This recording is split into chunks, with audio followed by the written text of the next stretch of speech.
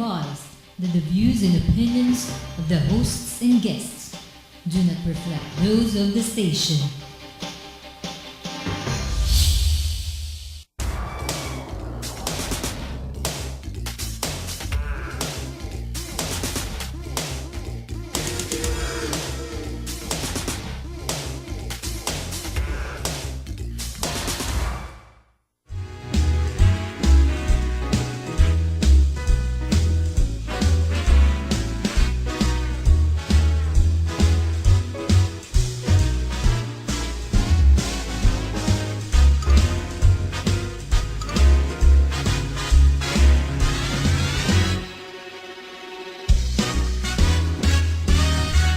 Good morning. Welcome to ExPat InSights. I'm your host Raju Mandhyan. Here at ExPat InSights, we take external views of internal successes by foreigners, expats, and immigrants who have made Philippines their home and are doing good in the Philippines, either in business or society.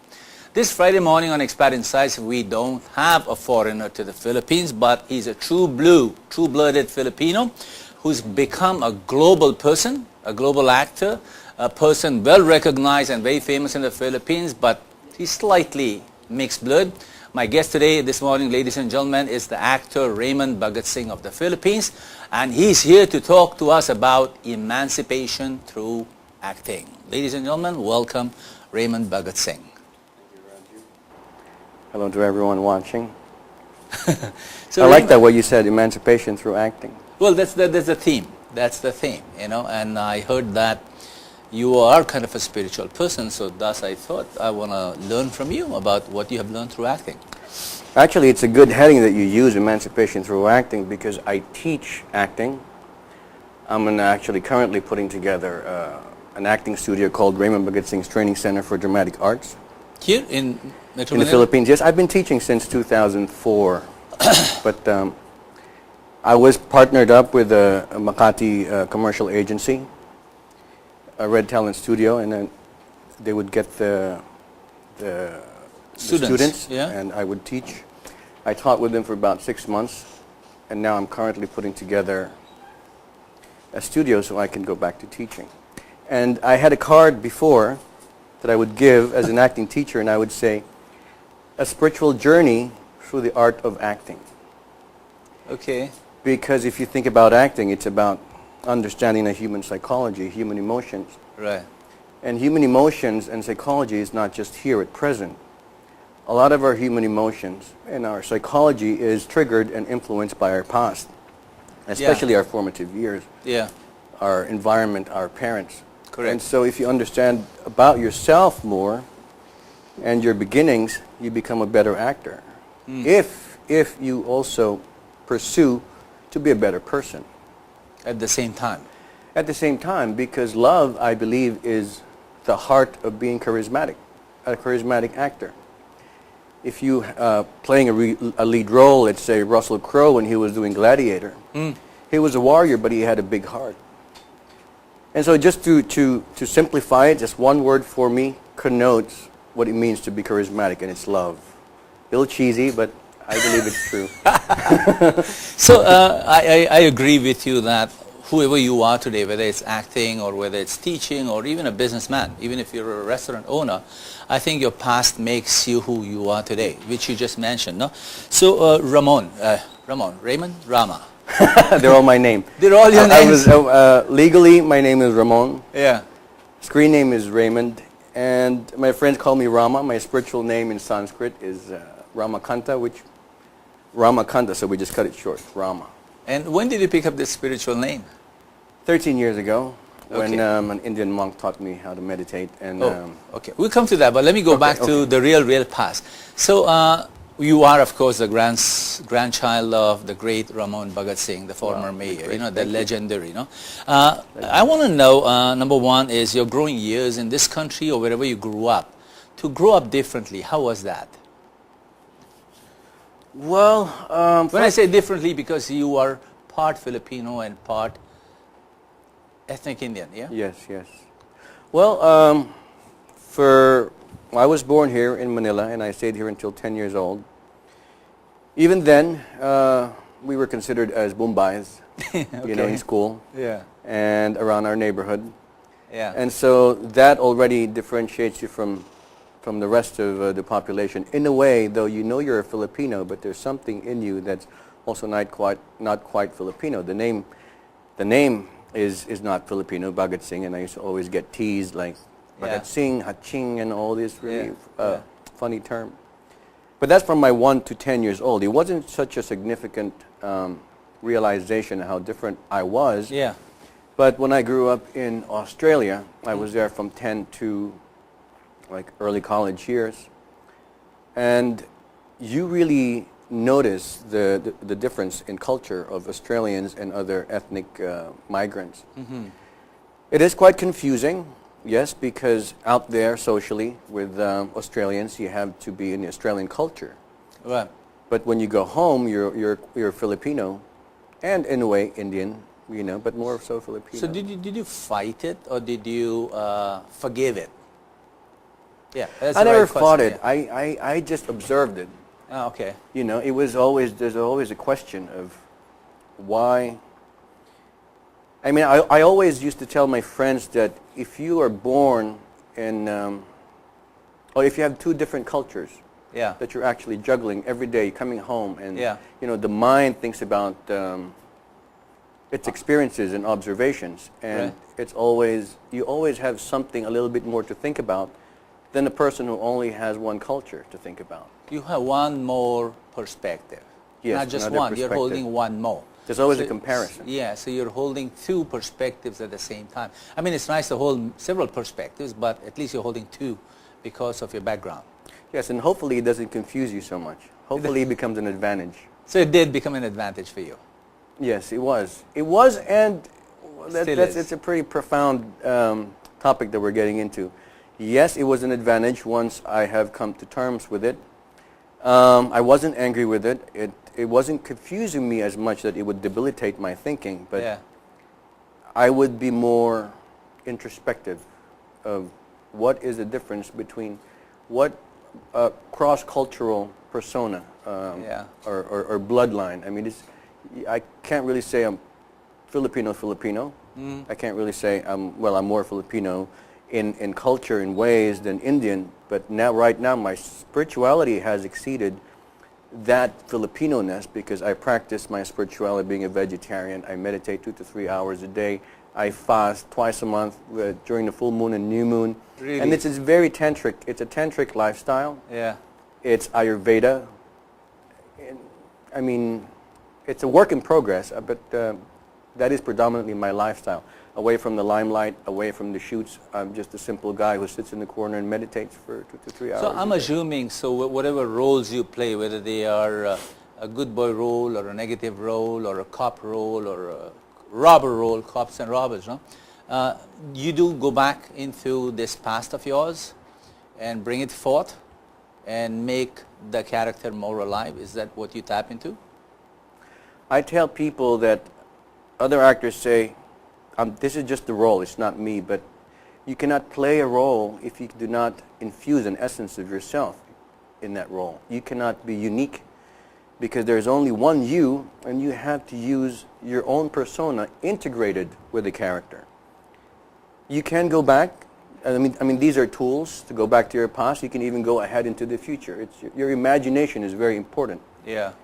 If you're an actor that hasn't had much experience in life, let's say turbulent experiences that will make you a very good dramatic actor, Yeah. you just have to have a very strong sense of imagination and belief. When I made a flyer for you, and this was accidental, I picked up a quote by Susan Sarandon. Great quote. And she said, acting is just imagination and intelligence. Yes. And if I have that, I can act. That's what she said, simply and just stating that. Huh? She also said it's a making of an activist. It's making of activists. Yeah. To At be an the actor? bottom, Oh yeah. She said imagination and She empathy. creates a comparison between actor and activist. She said it's the same ingredient, the same ingredients. Imagination and intelligence. And empathy. Imagination of what can be, Yes. and intelligence to see it through. And empathy to feel. And empathy, that's what you're adding. Yeah. So Rama, your early days into acting, most people struggle to get into this limelight. I don't want to call it a limelight because the limelight comes afterwards, no? But maybe to enter into this form of self-expression, acting. How was it? People claim it's a struggle. Was it a struggle for you? And if it was, what kind? Can you define that struggle, how people say it's a struggle? Like sucking up, finding a way, doing a lot of auditions, not having enough money, getting a lot of rejections. Like the story of Sylvester Stallone, rejected 500 times before he made Rocky. And he lived in his van. Huh? He lived in his van. He had no apartment. Plus the fact that he was going hungry for years until he launched Rocky. That's right. How about your story? My story was fairly easy. I think I was born to be an actor. Here, in terms of local cinema, my father dabbled into. He was the eldest son of the mayor. He is the eldest son of the mayor, and he was a businessman. But he had friends in the business. He was good friends with FPJ and Dolphy and all the great directors. Right. And he would be involved in filmmaking because he had director friends, and he played as bad guys here and there just for a hobby. And so it came very natural for me that my father had friends, and when I was a kid, he said, "Okay, why don't you try my son and give him a role in your action film?" That's it. And then it just so happened that I loved martial arts, and I loved acting, I loved movies, and it just was second nature to me. So even from the very first role, did you get right into it, or did you take a while to portray the characters? Did you be a little bit of yourself, or were you a lot more of the character in the very beginning? When did you get the chance to blend yourself and the character together, as you mentioned? Well, for me, it just came very natural to portray a role. During those days, they were just really small roles. I was a teenager, and I didn't work so hard in portraying something. It came very natural for me to come up with emotions needed for the scene. There was no struggle whether I should be me or should be the character. I was just the actor. I turned on when the camera was on, and I loved it. And it's just that my career took an offbeat turn. It's not a usual, leading man, because I'm known as a character actor. So I did many leads. I did action film first because I'm a big martial artist. I was into kung fu at 12 years old, and all the grappling and all the UFC kind of thing. So I was always into that. So martial arts came very natural to me. Acting came very natural to me, and it's just quite an offbeat way to be an actor. So in the decades of your journey into what you are today, what stands out for you? What would you go back and say, hey, that's the highlight of my career, of my movie-making career? What role? I haven't seen many, forgive me, I've just glanced through a few. What would stand out for you, Rama? Well, I have to be fair to the industry. I have to be politically correct if I said there is one or two that I like. Yeah. I'd like to be safe by saying I think it is in the near future that I look forward to. I think there's still plenty of things for me to do. Right. And I see it as if I'm just beginning. Let me rephrase that question so that you don't duck it. If you were to ask me to watch one movie, and I have only time and money to watch one movie, which one would you send me to? Wow, that's pretty difficult. I'd like to say try to catch as much as you can of my work. So I'll get flicks of everything and watch everything. Yes, okay, yes. Good. All right, we'll leave you alone. No. So you want to now teach, and you want to make the movie of your life. Yeah. What else are you doing in life? You said you're meditating, and you're also into martial arts still. No. What else do you want to cover in life? What else do you want to reach? What do you want to achieve? I mean, besides getting that cushy role of a character, what else do you want to do, Rama? Well, one of the things that you learn by being an actor, by studying human emotions and human psychology, is you understand the plight of human beings, and a lot of artists out there, especially international artists, and I'd like to say here, are more aware of the plight of of the human struggle. Right. So it's all about, it culminates into one realization that you want to be of service. You want to use your art or whatever you have achieved in order Yeah. to give service to those Well. who need service. And we're in the process, I'm in the process of putting together a foundation. And hopefully it will have, it will be of benefit to the movie industry. And just basically anything I could do to help out, especially the plight of the Filipinos. But of course, if there's a chance to help internationally, I will. You have a name and a business model for that foundation, a design for the foundation yet? Yes, we're currently just solidifying the structure, but it has something to do with, I haven't really spoken about this, but I'd like to believe that what I want to do in the future is make movies and television and the arts be more an education to a lot of Filipinos.